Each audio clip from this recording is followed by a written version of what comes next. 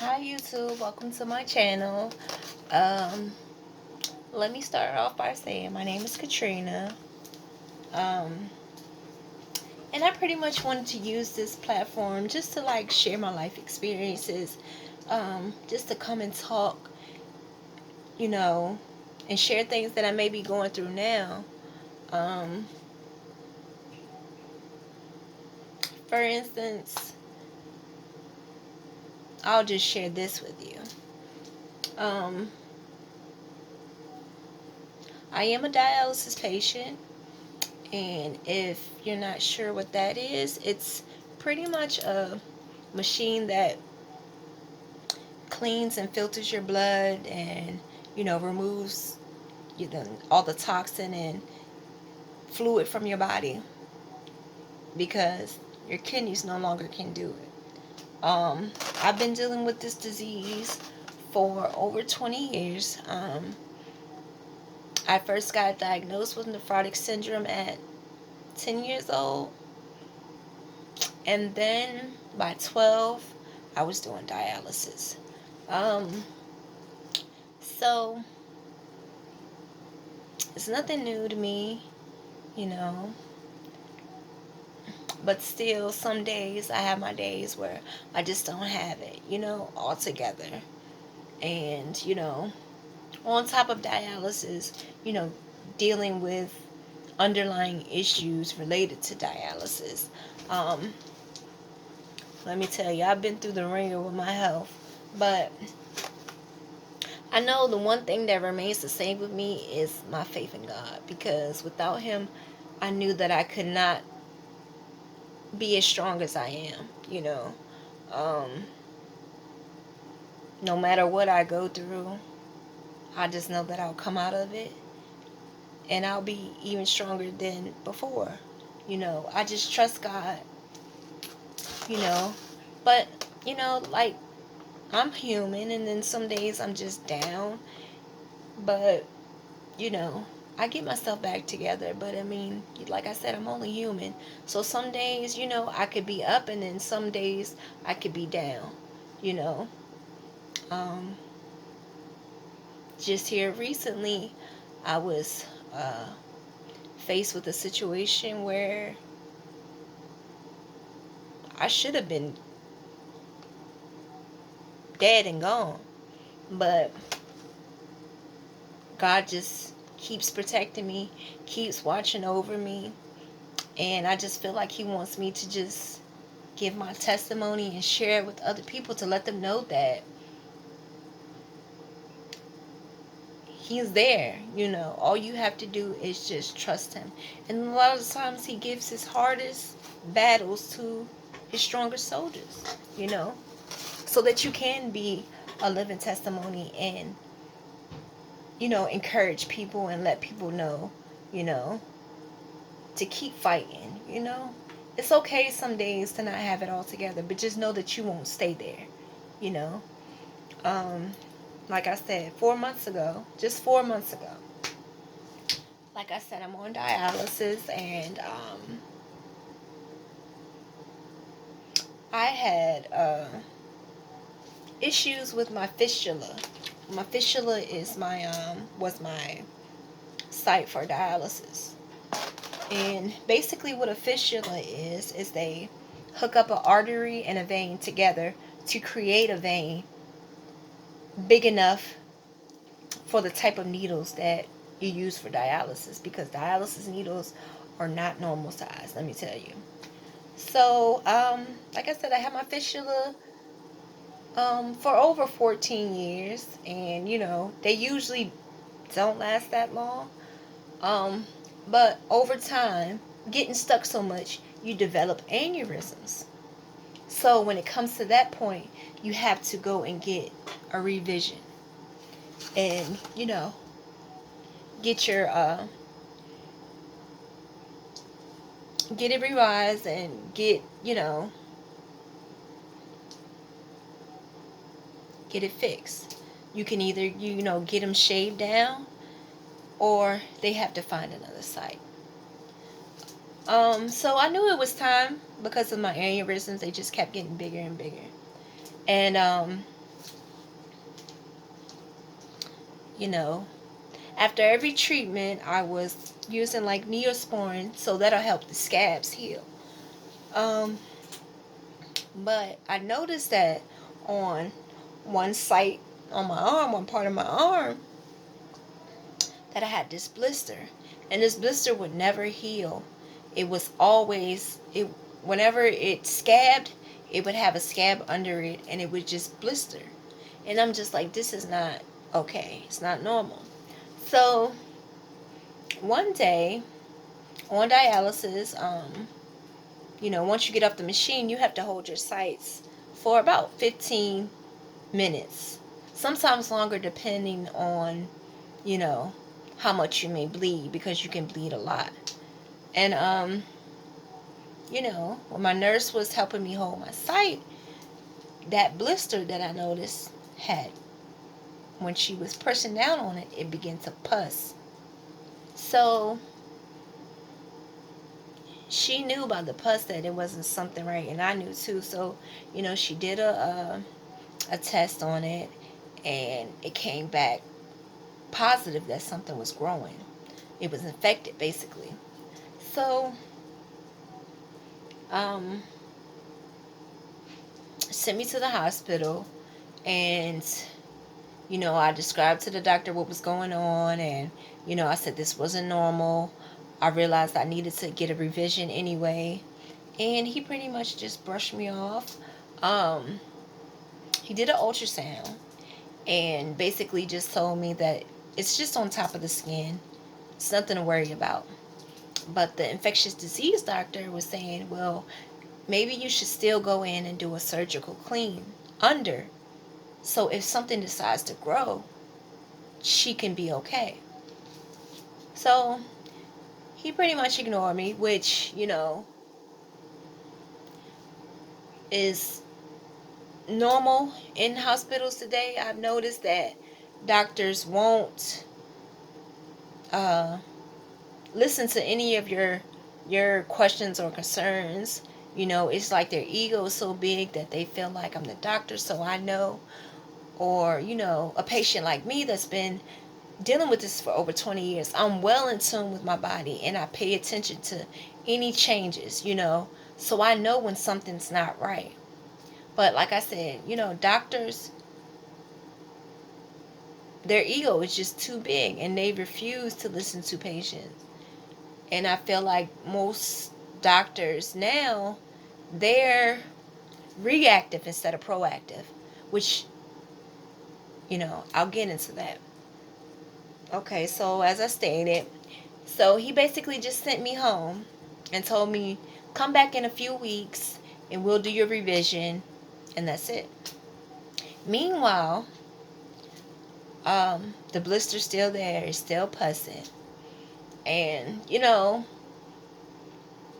I was working and everything, and it's just like every day I would wake up and just not feel good. I wouldn't spike a fever or anything, but I just felt like my body, like something wasn't right. I just didn't feel good. But let me tell you how God works in mysterious ways. That next month, I've been having ongoing issues, like stomach issues. So it just so happened that my stomach messed up that next month, where I had to get admitted to the hospital and actually have a surgery due to a stomach infection. In the process, my arm started giving me more trouble.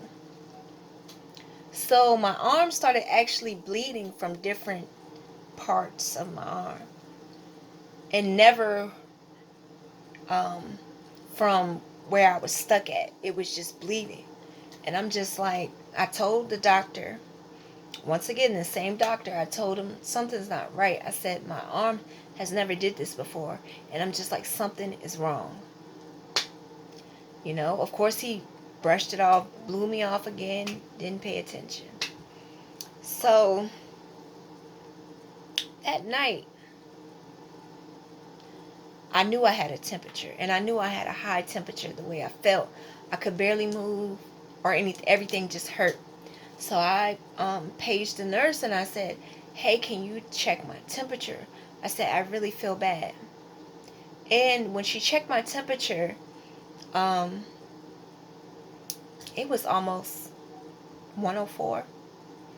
Um, and the type of surgery I had for my stomach, they were hesitant at first to give me any type of antibiotic because it would have just canceled out the surgery I had, because you couldn't take antibiotics for at least a week or so after the surgery, you know.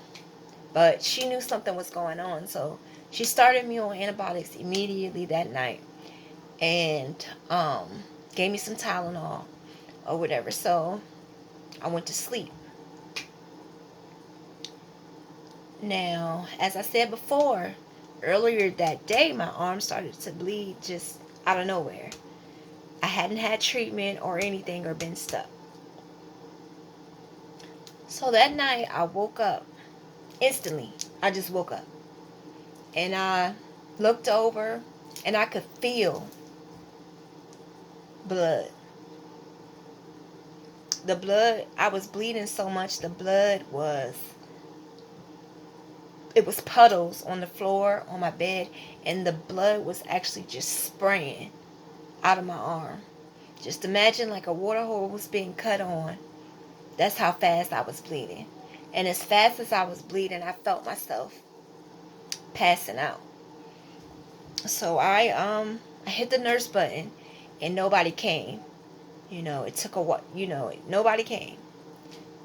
So I'm just thinking in my head how to get attention, because I know I can't get up the way that I'm bleeding. Like, I'm still bleeding like profusely out of my arm, and I'm going out because I'm losing blood too fast. So in my head, I'm just like, I know I can't get up and try to run to get help. I gotta sit here. So the only thing that I could think to do was to just scream out, help me, help me, help me. So I did that for minutes, seemed like passed by. And then it just so happened that another tech was coming over to help on the side that I was on.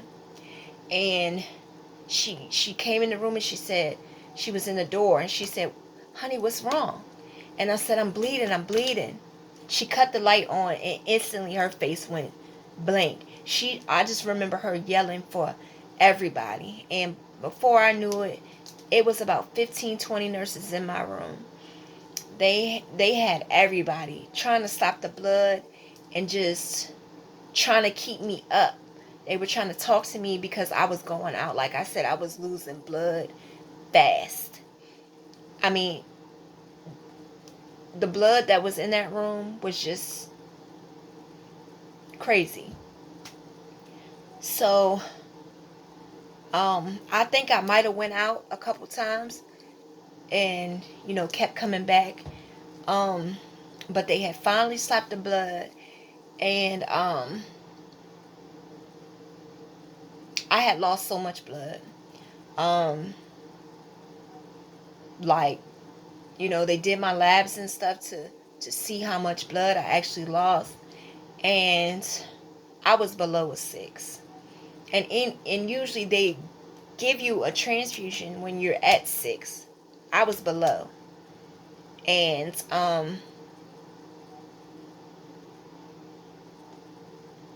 they called that same doctor and they let him know, like, you know, her arm just ruptured. She bled from that arm. My same arm that I had been telling him about. But because I had lost so much blood and I was so weak, my pressure was probably set in the 70s over 50 something. It was no way for me to get to have surgery done. So I had to get about, I think, maybe 3 bags of blood, and to try to get my level up. Um, Even with that 3 bags of blood, I had to get more blood because the blood loss was just too much. So I think a couple days it took, and I finally was up to a level where they could do surgery.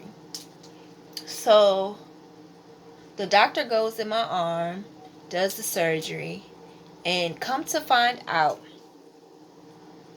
the reason my pressure had, not my pressure, excuse me, if the reason my temperature had spiked so high is because that site that he didn't pay attention to, said it was just at the top of the skin, ended up becoming infected under my skin, which in turn made me septic, which is why my temperature went so high.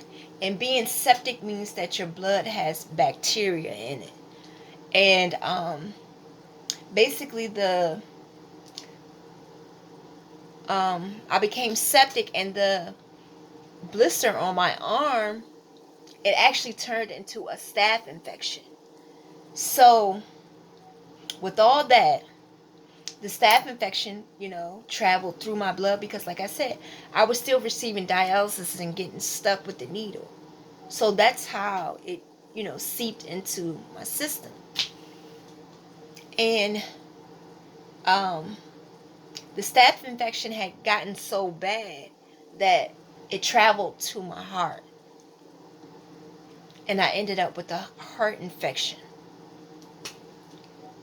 So, with all that and everything that I went through, the bleeding, the way that I bled out of my arm alone could have killed me. The staph infection alone could have killed me. The heart infection, And I'm just saying this to say how God allowed it to happen the way that it did happen. He allowed me to get sick where I had to be admitted to the hospital. And, my issues with my arm continued. So they had to look at it. Now, if I was at home by myself without any medical care, it would have been a whole different discussion. Maybe even talking about my funeral. But, like I said, God chose to keep me through all that. And just made me realize, like, He wants me to continue to give my testimony to people, to let people know that He is always with us. And sometimes we don't understand why things happen to us the way that they happen. But we can't question that. All we need to do is just trust God and know that He'll bring us out. Now, dealing with this heart infection, I was told, when I was told I had a heart infection, I just broke down. I didn't want to break down because I'm so used to being strong. Like, I feel like it's making me look weak. But I'm still strong. But I had to, it was a lot to take in, and it happened so fast. And I was told that I would need to have a heart valve replacement. And the way that they described the surgery, it was just like, I just went through all this, and now you're telling me that I may have to go through a major surgery where you'll have to cut my chest open, and it'll take me 6 to 8 weeks to heal from. And I haven't already healed from what I just went through. And, with the type of medicines and things they said I would have to be on, it would make me more, immunosuppressed. And it was just a lot to take in. So, basically I was in the hospital for over a month. I got out, and then unfortunately 3 days later I had to go right back. Still wasn't feeling good, still running high fevers, Um, weak, just wasn't able to eat anything. I was just going through it. And I was back and forth in the hospital. I got out in November. I was in there from October to November. Got out November. And then from then on, it was just like I was in and out the hospital. My last visit, the hospital I was at was just like, we don't know what else to do, Um, we want to send you to a different hospital. So they sent me to a different hospital. And uh, when I went to this hospital, it was a for sure thing that I would need a valve replacement, because they had the treatment for it was to be on antibiotics, and I was on antibiotics for over a month, and the antibiotics were supposed to heal the infection, but from them doing tests, the infection had never went anywhere. So like I said, when I got to that hospital, I was pretty much doing everything for workup for surgery. I was doing all types of lab work and all types of stuff. So once again, let me tell y'all, God been on my side. So like I said, when I got there, they were pretty much telling me, like, you have to have the surgery. The antibiotics aren't working.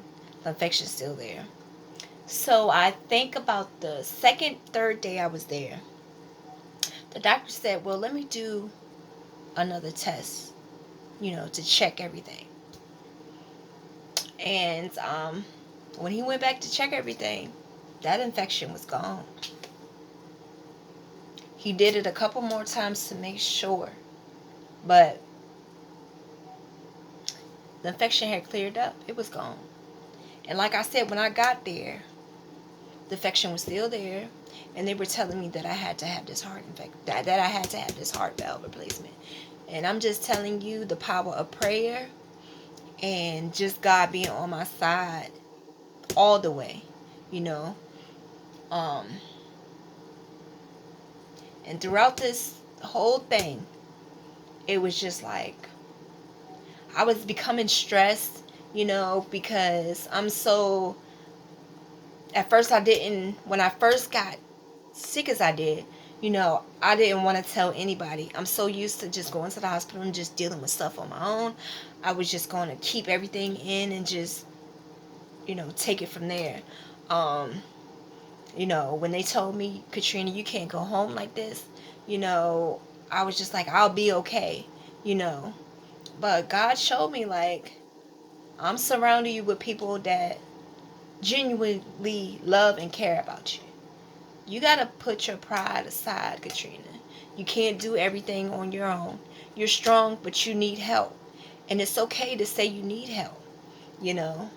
So, um,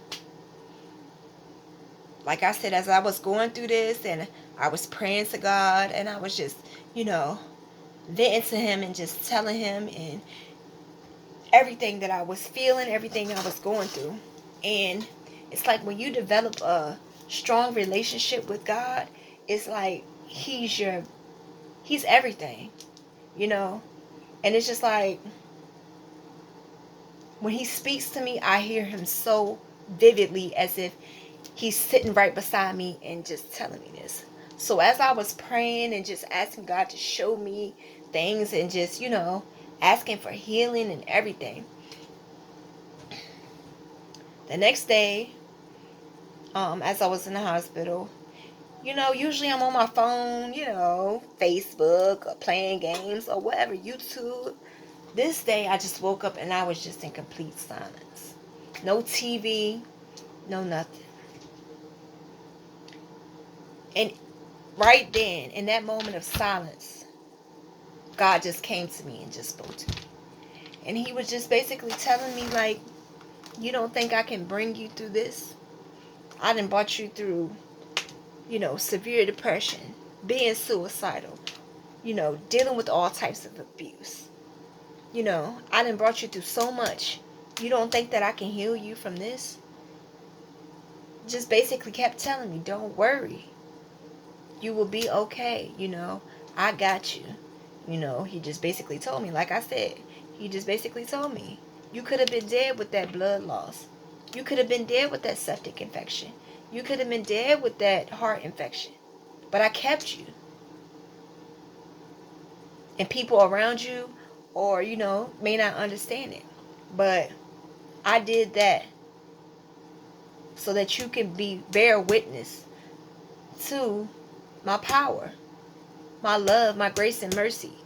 Because, like I said, without him, I wouldn't be the woman I am today. I'm still learning. I'm still growing. And, I mean, he's just amazing. Like, and I just can't thank him enough. Sometimes I can't even gather anything to say but just thank you. I won't try to cry, but, you know, sometimes that's all I can gather to say is thank you, because he has been so good to me in my life, and he keeps me throughout everything that I'm going through. You know what I'm saying? And I just want to share it with the world, or share it to people that, like I said, may be going through hard times and they feel like they may not come out of it. You know, just trust God through everything. Keep your spirit strong, because your faith is what will get you through. Like I said, some days physically I don't have it, but spiritually and mentally, he keeps me strong. Because it's just like, if your spirit breaks, that's it. But you got to keep it strong no matter what you're going through. I mean, like I said, life can be hard. It can be up and down. You know, you never know what you're going to deal with. You never know. And you can never be prepared, because life will knock you off your feet and just leave you scrambling. You know, you don't know how you'll come out of it. I don't know how I got this far, or maybe I'm just rambling on, but I just wanted to share that part with you. Um, and just share that, and just talk about, like I said, I'm a self-published author, and my books came from a place of healing. And without God, I knew I wouldn't be here today to even share my story at all, because um,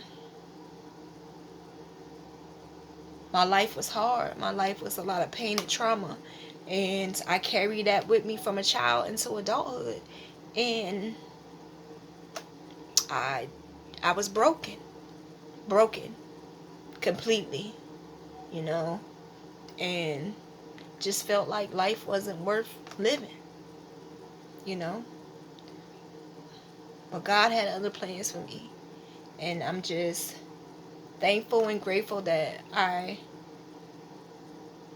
am here to live and tell my testimony. I mean, he's brought me through so much, and I got testimonies for days.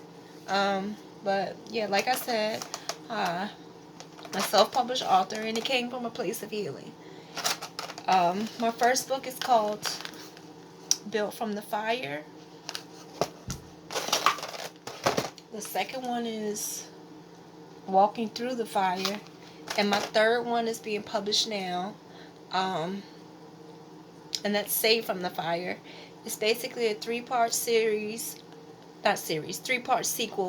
where it's an autobiography where I just talk about my life and my life experiences. And like I said, just dealing with severe depression, you know, having drug addicts for parents, um, dealing with all types of abuse, um, and also dealing with my kidney disease. So, um, If you're interested, my books are on Amazon. Um, and I have them in the paperback as well as in ebook. So, you know, if you're interested, just,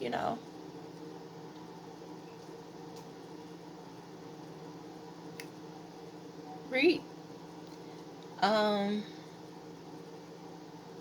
I mean, that's all I really have to say. I mean, I don't know how I got all over the place, but I mean, like I said, I would just want to share parts of my life with others in hopes of helping them, encouraging them.